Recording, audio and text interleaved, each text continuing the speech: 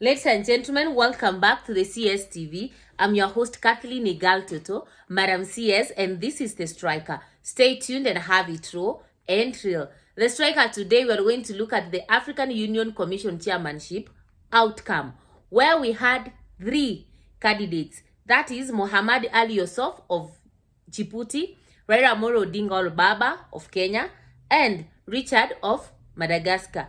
But the way these elections were, the way the race was, one could think that it was a race between the Kenyan candidate and the candidate from Djibouti. There was a lot of mixed reactions, mixed feelings among Kenyans as to whether Baba should win or not.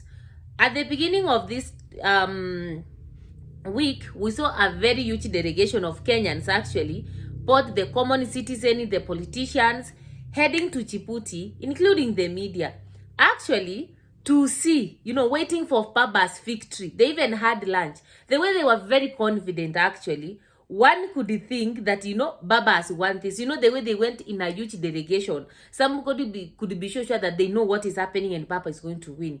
When you compare how Baba landed in Djibouti and how the Kenyan delegates landed in Djibouti and how in Addis Ababa, and how the candidate from Djibouti, now the current now chairperson of the AUC, that is Muhammad Ali Yusuf.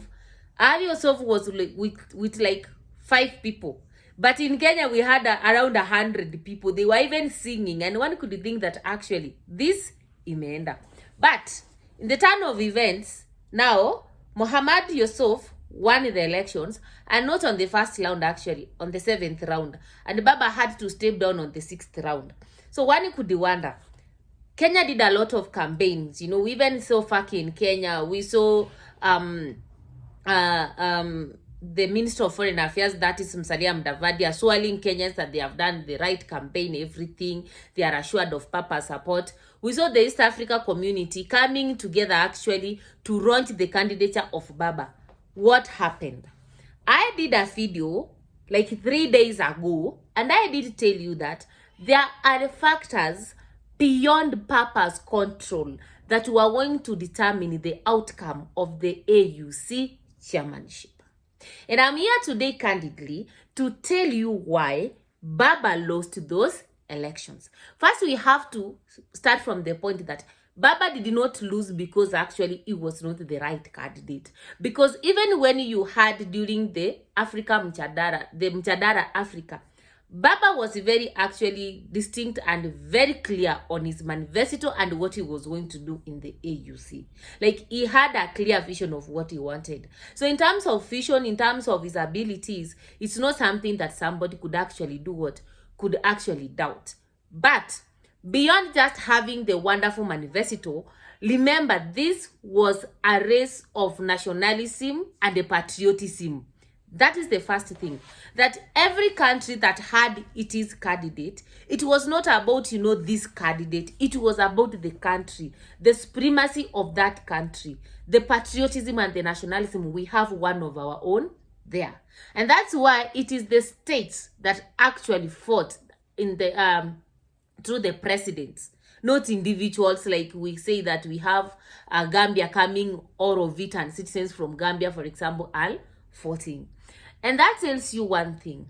One may have a very wonderful manifesto, but convincing all other Africans heads of states is likely to be a problem. Now, this is going to base the basis of our discussion today. If you are new to this channel, welcome home, karibu nyumbani. Kindly remember to subscribe, like, share, and comment on our videos. Turn on the notification bell so that the next time we're uploading a video, YouTube will automatically notify you. If you are a returning subscriber, thank you so much for tuning in. Kindly remember to like, share, and comment on our videos. Now, Baba lost the AUC because of the following.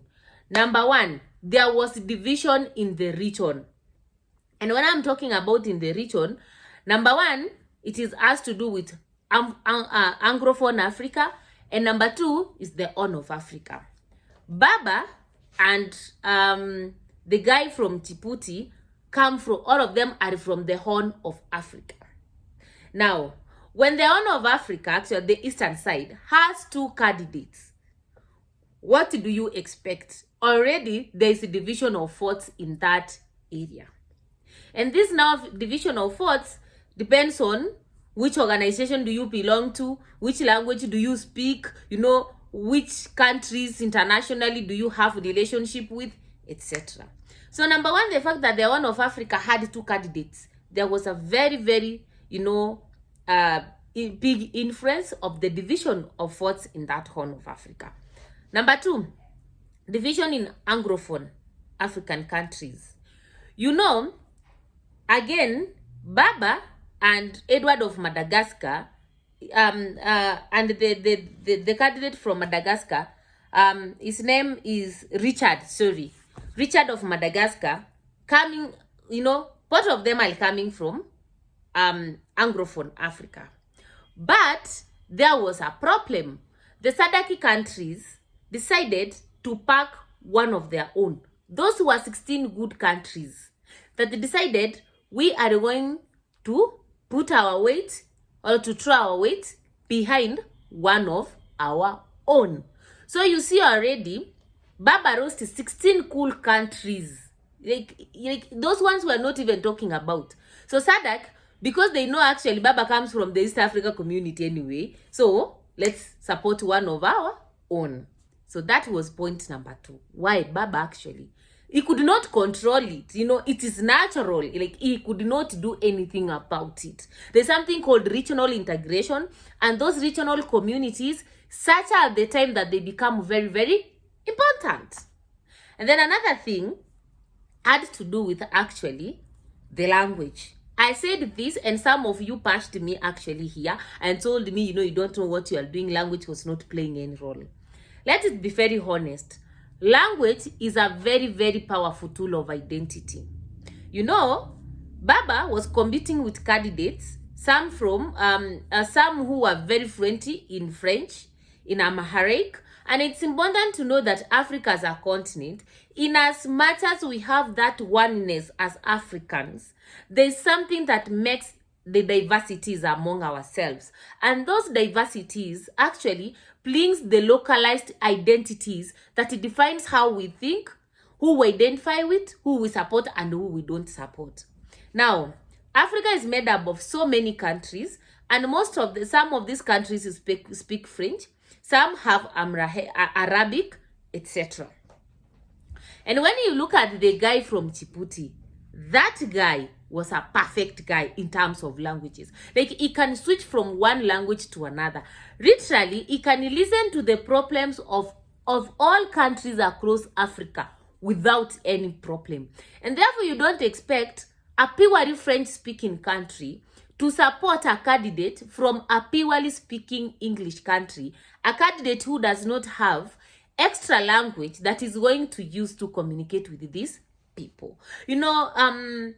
Yusuf made a comment sometime back in Twitter that actually he was able to meet the minister from Egypt, and it was easy the way they communicated. The minister from Egypt didn't need a translator for them to communicate. He was trying to tell Baba something. For you to speak with somebody from Egypt, you need a translator. You need somebody who understands Arabic. And me, I'm just entering it there. So language also played a very big role. Number 3, President Ruto's political choices internationally. The moment Ruto decided to back Israel against Palestine, even when he did not accept the war in Palestine, by the fact that he's an ally, Kenya is an ally of Israel. It told the Muslim countries, the Islamic states in Africa, that actually Kenya is your enemy. And therefore, there's no way they have a Muslim candidate and they're going to fight for a Christian. Yet the Christians are persecuting their Muslim friends back in Israel. Remember, Islam is all about family. It's all about brotherhood. And the moment you touch one, they will not like all of you, because why are you touching one of our own?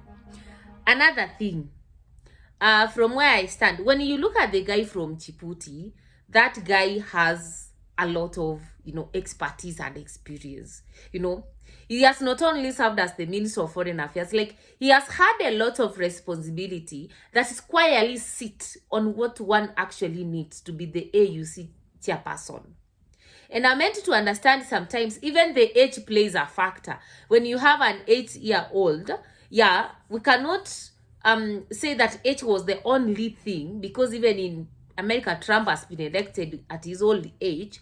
But you know, when you look at expertise and then you combine it with his age, and then all these other factors I have said, actually he stood as the best candidate. And those countries could not actually say, like, let's give Baba because Baba needs to retire